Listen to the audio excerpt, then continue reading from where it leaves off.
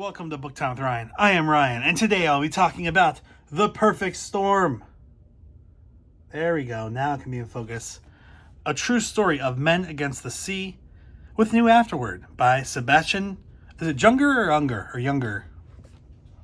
Again, I'm horrible with names. This is a number 1 New York Times bestseller, and I've seen the movie. Now, I am going to do a review, a comparison of the book and the movie. I am going to try so hard in this video to not talk about the movie. It is going to be so hard because I basically read this with the movie in mind in every part. I couldn't help but visualizing Marky Mark or other characters who I can't remember their names. Oh, George Clooney, those kinds of people. But I'm going to really try hard here not to refer back to the movie. We'll see how that goes. This book is set in 1991, and it was written in 1997. 1991, 1997, and then the movie came out in 1999. This copy was done in 2009, I guess, and there's a new afterword or forward or something afterward. So, yeah, I really liked it. It's going to be so hard not to refer to the movie. Let me just say, I have seen the movie many times, and I have it, I think, on Blu-ray. But let me just describe, it's so hard, because I'm still thinking movie. All right, this is about a storm in 1991 off of the North Atlantic, or in the North Atlantic, that eventually took down a number of boats, but the one that one of the ones that we're specifically looking at in this is the Andrea Gale. My last video saved is talking about the Andrea Doria. Looks like Andrea. This time it is Andrea. Andrea Gale. It is a sword fishing boat, Western rig, which means that the cabin is on the front of the boat instead of the back, which is kind of weird. It's called the Western rig, and you're like, well, why is it in the West? And if you go out the Pacific, those are Eastern rig, where the cabin is in the back. So Eastern rig on the west, Western rig on the east, with some exceptions. Very dangerous fishery. They use long lines, which means that they string out like 40 miles or so of line with big hooks on the end of them and sinkers, and they go down, I don't know, 40, 400, 200 feet, something like that. These are all divisible by 2. I don't know what it is. I forgot. They lay out the lines with baits, and then they go back and they haul it in, and look at if they caught any swordfish. Sometimes they'll catch other stuff, but especially swordfish. Very expensive fish, very dangerous fish to fish for, and it's a fish population that was dying out in the 90s. So by 1991, it is hard to find swordfish, and you have to go further and further out. This is a reoccurring story with fisheries. Overfish, have to go further and further for the fish. It gets more and more dangerous. Keep overfishing. The further you go out, eventually the fish supply collapses and that fishery dies. This is specifically about the Andrea Gale, but there's also a number of other ships that are and boats that are brought up in this storm. We have Hurricane Grace that's traveling up the East Coast. We have a cold front from Canada, and we have some other storm that's also a nor'easter. Yeah, this is a nor'easter.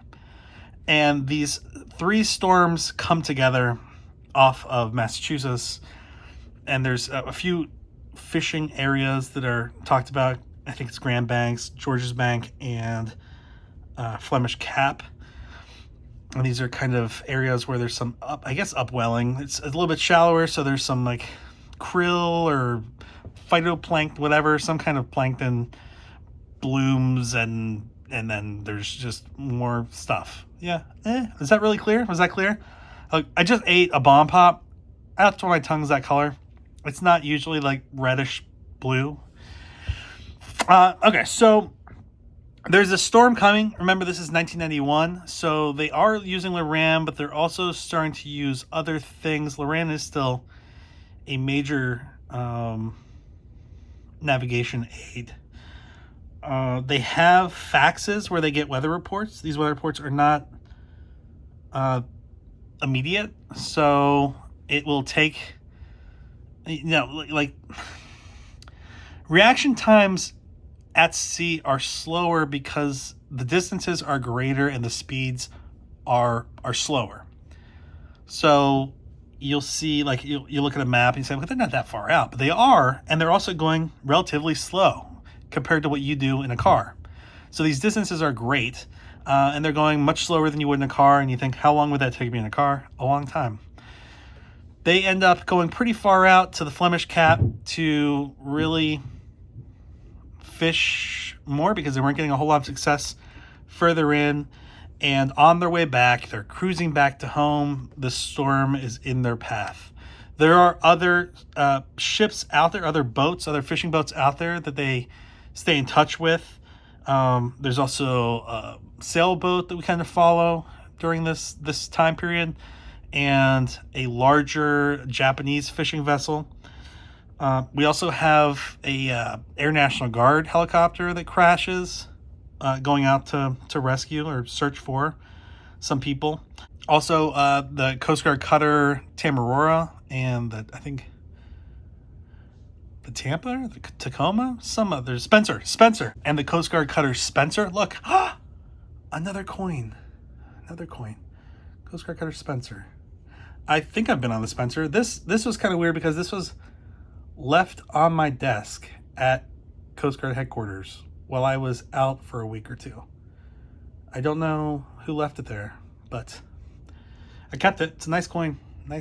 So Coast Guard cutter Spencer, and they are doing some pretty risky moves to rescue individuals who are also have had to abandon ship. And yeah, that's risky too. So we just kind of follow all these little disasters are happening during this horrible storm. You get a lot of really, I think, like, maybe not every other chapter, but at least in parts of chapters, some history in the fishing fleet in the area that we're kind of covering, which is mostly Gloucester, Massachusetts, where the Andrea Gale is out of.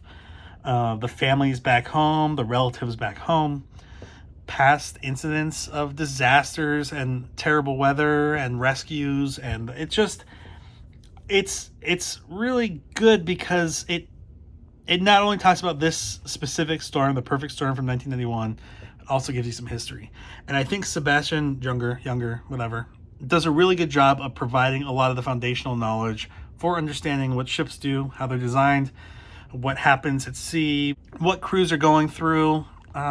Just you kind of come away from it just really respecting and understanding all of it more, which is important because the reality is, and this shouldn't be a major spoiler, but it is a spoiler. Spoiler alert: Andrea Gale goes down, and they don't know when exactly that happens. They don't exactly know what happened. They don't really know anything about what happened. It just disappears. They have an idea of where it disappeared-ish, and also kind of where its last known location was. They also, found some debris later.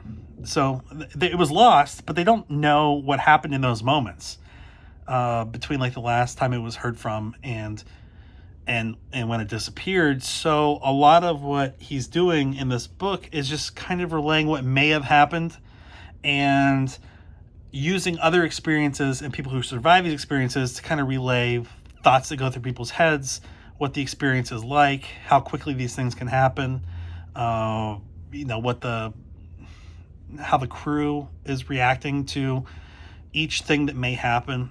And this is where I'm going to want to say something about the movie, but I'm not going to, because I will watch the movie again. And then I will say things that I want to about how this was portrayed in the movie versus how it was done in the book. I approaching this book, I wasn't sure how it was going to be given what I knew of the movie.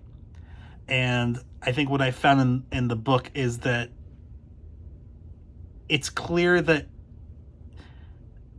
it's a kind of a guessing game on what happened at the end, but he uses similar circumstances and the survivors to talk about what they experienced, and just gives you an idea of the multiple things that could have happened.